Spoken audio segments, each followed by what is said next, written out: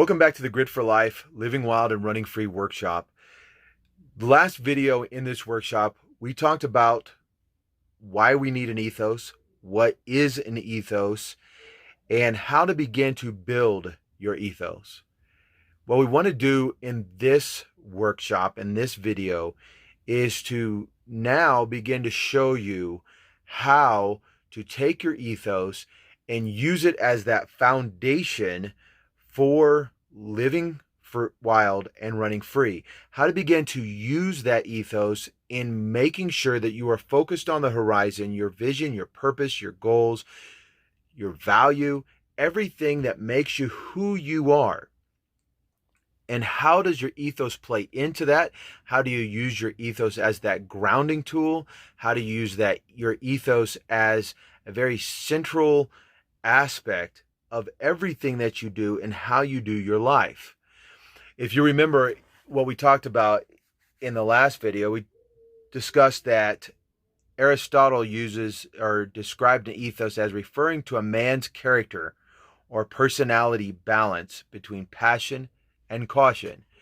And so what I want to do today is walk you through the steps that I have learned on how I use my ethos to govern my life and to make myself a better man in society, a better husband, a better father, and to be able to help guide and direct me so that in the reference of living wild, as I'm walking through the wilds of life, I am not just hacking through the jungle just aimlessly and getting lost and falling off track, but instead I'm finding that landmark on the horizon that I can gear myself toward, and that landmark being my ethos. I shared with you in the last video that my why on why I do the things that I do and my purpose in life is driven by my family. And then my ethos is driven by my family, that I seek to ensure that my family comes first and that I will not accept defeat when it comes to the things that I do in my life and how that ties into my family. And because I will not accept defeat, I will not quit. And because I will not quit, I will ensure that I never leave a family member behind, that at any time that any of my children or my wife begin to be, they are wounded, whether it be by the world or by maybe some of my actions, that my response is my responsibility to focus on that ethos and to ensure that I set up that shield wall, set up that wall or that border of protection so that I can go back and pick them up. I will not leave them behind. I will not run them over. I will not destroy them, but I instead will come back, lift them up, encourage them, do what I need to do to be able to ensure that defeat is not an option, that we have not quit, and that I have moved my family forward. Your ethos is going to look different than mine. It may look similar, but the principle on how you use your ethos will be the same, and it should be the same. It should be that whatever you do in your life, you ground it back to the ethos that you have discovered on how you do your life. So what I want to do is take a few minutes to begin to explain to you how I implement this. In working out my ethos of my life and the purpose of my life, my why, and what is my character, I can actually apply everything that I do back to my ethos. And I'm going to try to give you examples of that and make it clear and concise to a point that you can hopefully use those examples to further you pursuing your own ethos and you pursuing how to apply your ethos to you so that you can live a more wild and free life. So in doing so, let's take the first aspect of my ethos, and my family comes first. What does that mean for me? As a man, I know the world has this view and this image that they present to us. The world is very around us, and society is very materialistic driven.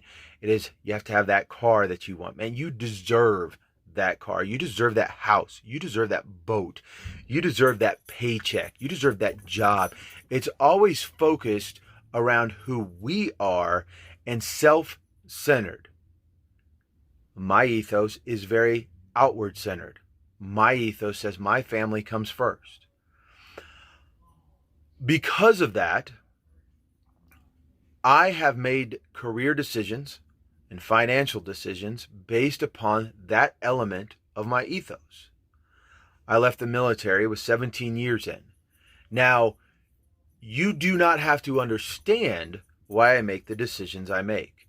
And that's the beauty of having an ethos grounded life and centered life, is when we as men get so focused on what do other people think on how we do things, what are other people going to think about our image, what when other people look at me, what do they think because of my image, my finances, the toys that I have.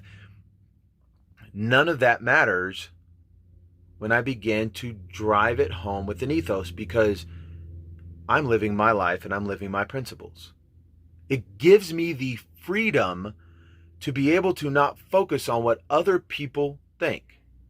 And I say that because I did 17 years in the military. I had only 3 more years left to retire. When I came upon my enlistment, I'm not going to get into the details fully of why I made my decision, but I began to take a look at some of the things that affected my family. My middle son had already finished his first year of club football. I basically missed his first full year due to the military.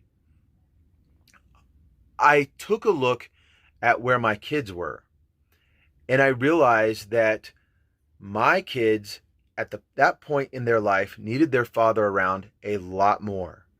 They didn't necessarily need their dad to be a soldier or an airman. They didn't need their dad to retire from the military. They didn't really care at that point in their life what accolades I was accomplishing in the military, what rank I may have, what job I was doing. No, what they needed was a father present.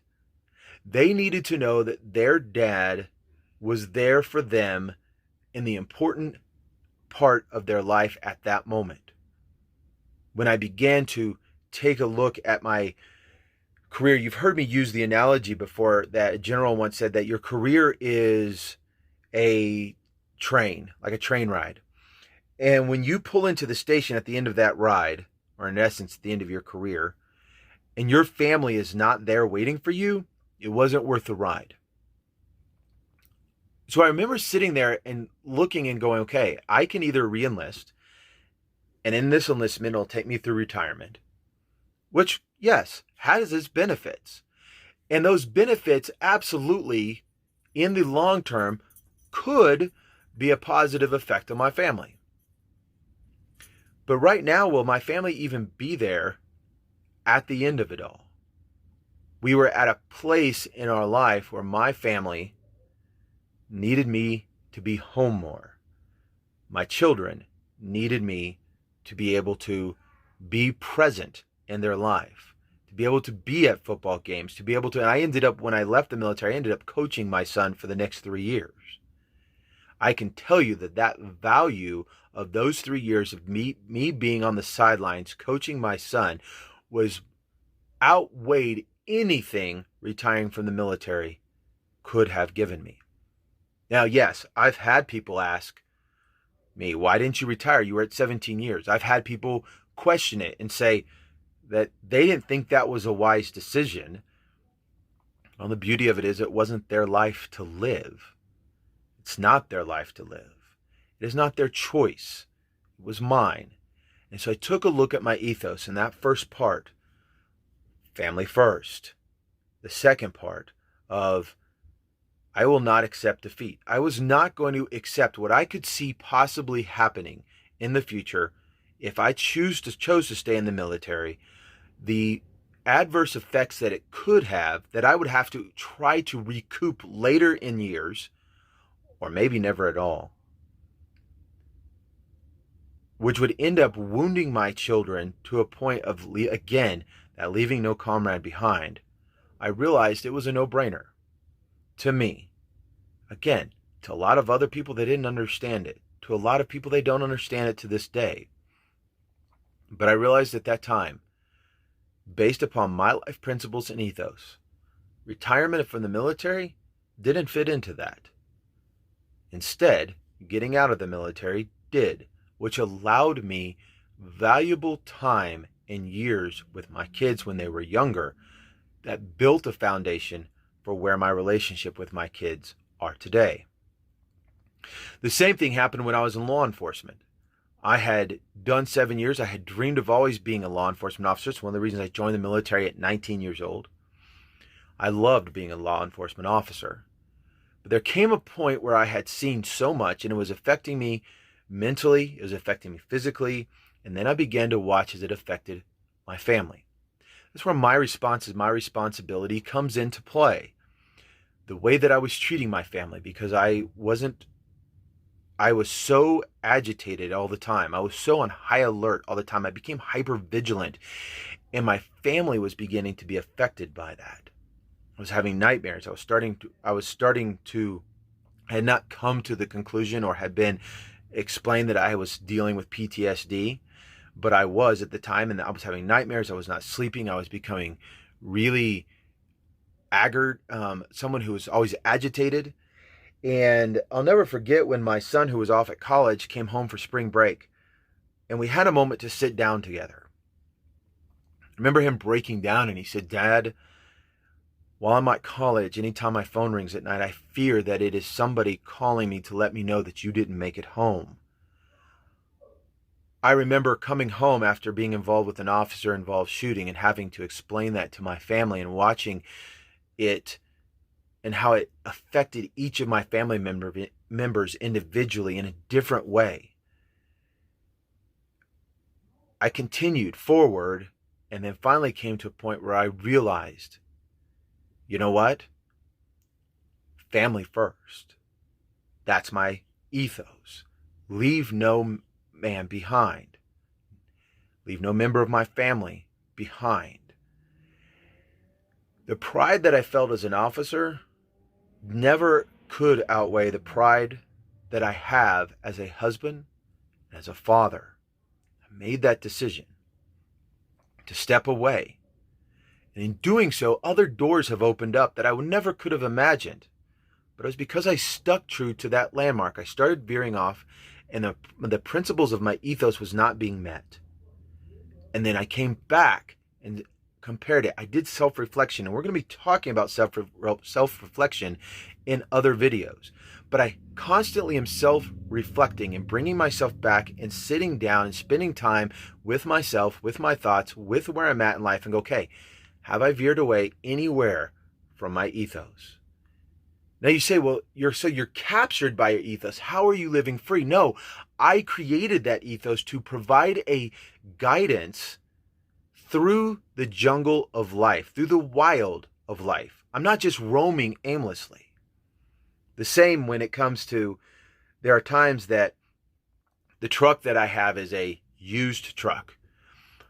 At the time, I probably could have purchased a new truck, been strapped down with a car payment that would have financially been rough for my family, but it would have been nice. It would have been cool to have. There are a lot of times that there are so many things that I want. But remember, as men, not boys, we don't always get what we want. A boy will always throw a fit, will always do anything he can to get a want. A child will. That is a child motivation. But as men, and as a man, I realized that, you know what? My wants don't come before my family's needs. Again, family first. Ensuring I don't accept defeat. I don't quit. I remember coming to a point where I did not have a job. And I immediately went out. And within the first 2 days of not having a job and being laid off, I remember going out and I literally just went out, pounded and pounded. I was willing to flip burgers at McDonald's. And you're like, wait a minute. Nah, you don't understand. Like, I couldn't do that. I mean, I was willing to clean toilets. Wait a minute. No. I can't do janitorial service. I mean, you don't understand. I have a degree. or I have made a six-figure income at one time. I don't care what you did. What I care at is where you are and how it affects your ethos. And my ethos says family first. My ethos says leave no man behind. My ethos says never accept defeat. My ethos says don't quit. And so doing that, I went out and I started knocking doors, pounding doors, putting applications everywhere. And I was willing to work 2 or 3 jobs at one time. With that, I got 2 different jobs at one time that required long hours. But I went in and ensured them, listen, I promise you this. As a man of character and as a man of integrity, I will give you, when I am on the clock, I will give you everything I've got. I will be your best worker. But what I will not do is sacrifice my family. And so I was able to take that into my workplace and show them that I am a man of principle. And I will give them what they ask and more, but at the same time will not compromise the time that I need for my family. They were able to work with me, and I was able to blend all of that together. What I'm trying to show you is this. By becoming a principled, ethos-driven man and woman, for the ladies that are watching this, this is geared more toward the men though,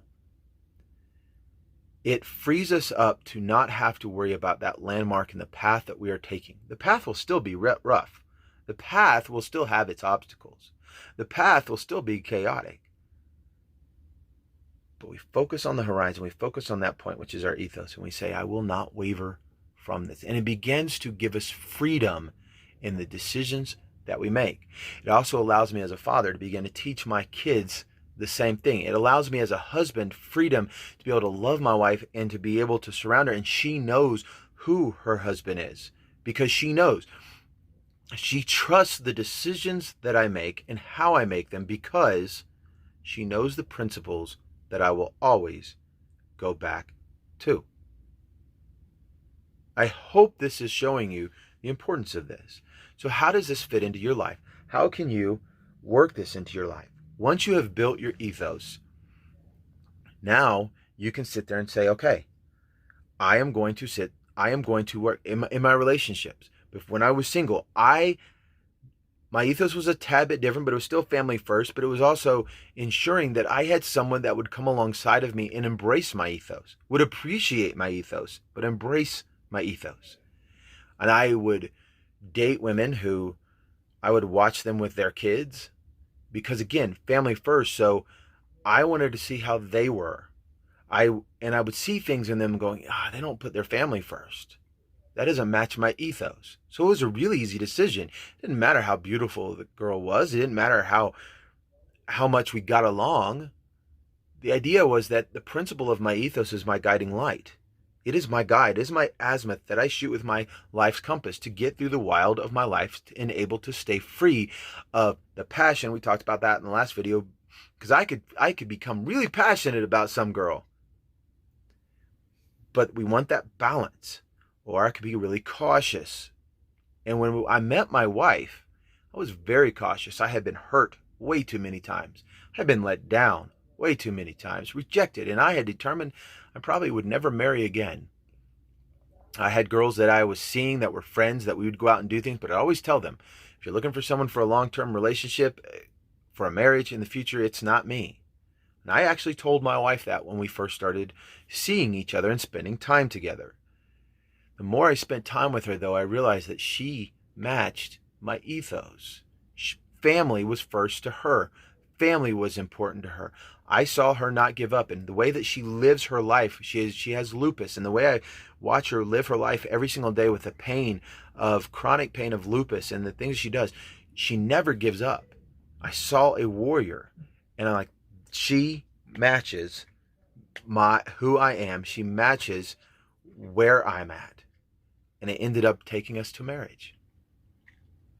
So I'll tell you right now, men and women, you're looking to have that grounded life. You're looking to have direction. Well, your direction is found within your soul and your spirit by you discovering your ethos and then taking your ethos and using that as your anchor to apply every single decision of your life. I don't have a lot of money because I don't work long hours. I don't choose to take jobs that I could be qualified for that would take time away and control out of my hands from me and my family's destiny. My children know that. They know that there's a lot that we may not have, but what they do have is their father present. My wife knows there's a lot of things we may not be able to do because we aren't financially able to afford it. But she knows that I will always put family first and our needs are met before our wants. And because of that, we are together. I take time out that normally I might be able to go spend with the buds, the guys, drinking and stuff. I could go, play some cornhole or throw darts. I have time that I could actually go do all kinds of different stuff, but it would take away from my family. Family first. Now, in that, if time allows and I've taken care of family, then sure, I can go do those things. But when you become focused on your ethos, that becomes your passion that you're cautious about. See the balance? You still have the passion. You still have the caution. I become passionate about my ethos, but not over passionate to where I disregard myself. Because also taking care of myself allows me to be there for my family. Your response is your responsibility. Now go grit it.